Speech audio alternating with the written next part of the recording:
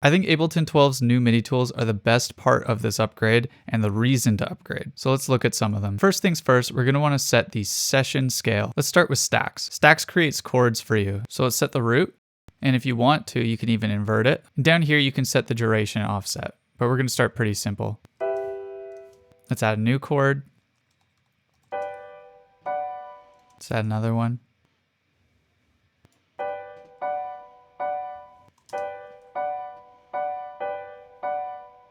Now, if you get something you like, at any point you can arpeggiate it.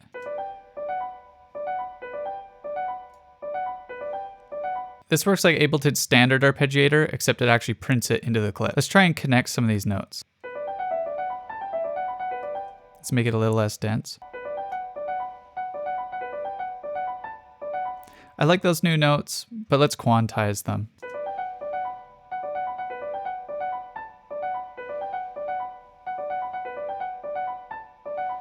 I kind of like where this is going. Let's change how long they last. There we go. We can also change the timing a little bit. Maybe have them bleed into each other a little more. Now these three notes here, kind of want to change them. So if we use recombine, we can actually change their order, or mirror their order, or change the order in which they occur.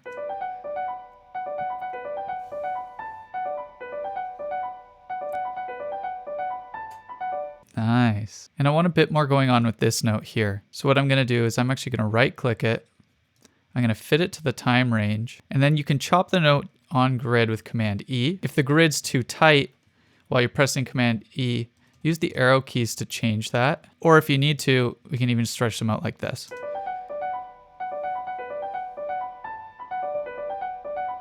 Nice. Now I want to get a bit fancier with some of these. So what I'm going to do is I'm going to take all the Ds and we're going to ornament these. So if you want, you can already add a little bit of flam here.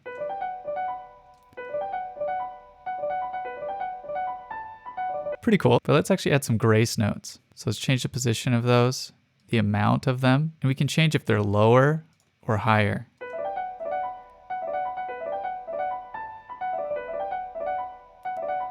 Let's try lower.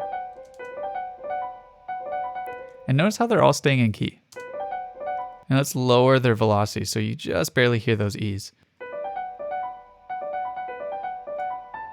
If that's not working for you, just turn it off. Let's start fresh. I'm gonna use this rhythm function here to create a rhythmic pattern. And we're gonna start it on our root. We're gonna start on the E. Let's get a bit more range in the velocity.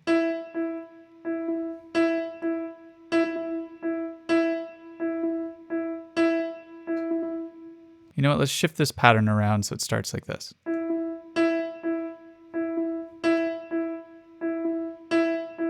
let's change the most impactful note to the last one.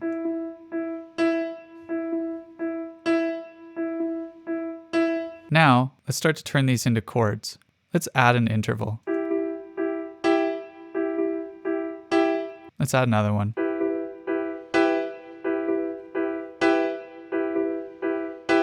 Now let's get a bit more feel in these with strum.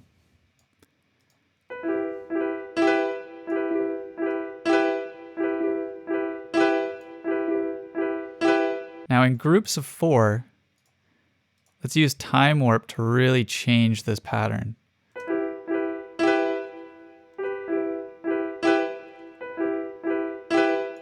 Notice how it compresses and stretches it.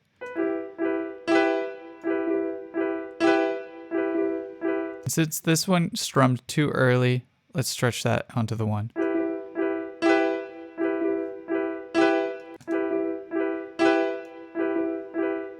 Yeah, that's way better. So we've got our foundation, and now let's get some melody on here. So we have a few ways we could get creative. We could use seed, and we could set a range, and we can set note duration range, and a density to those notes. So if the range is too big, just shrink it.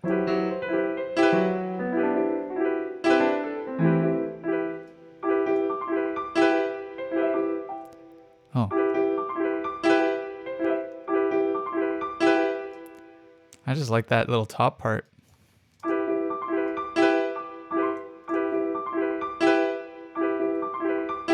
So it just randomly generated some melodies for me until I found something I liked. Let's get one more piano patch going. And on this one, we're going to use shape. We're going to start from E because obviously we're in E. We're going to end on E. And let's just start to draw a little pattern. See what comes of it.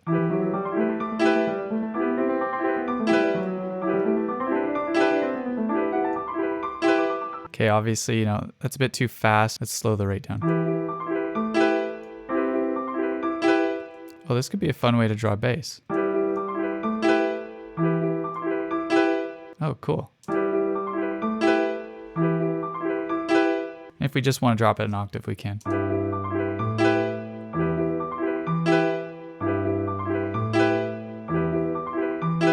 So are you starting to see what I'm getting at? All these tools just generate, transform, edit, and manipulate MIDI super quickly. Obviously, I didn't go into huge detail. I just scratched the surface. I just wanted to get you guys excited. But if you want me to go into further depth about these, let me know which ones in the comments and subscribe to stay tuned for further videos when I will. I hope you have fun with Ableton 12 if you pick it up. My name's Kermody. Bye, friends.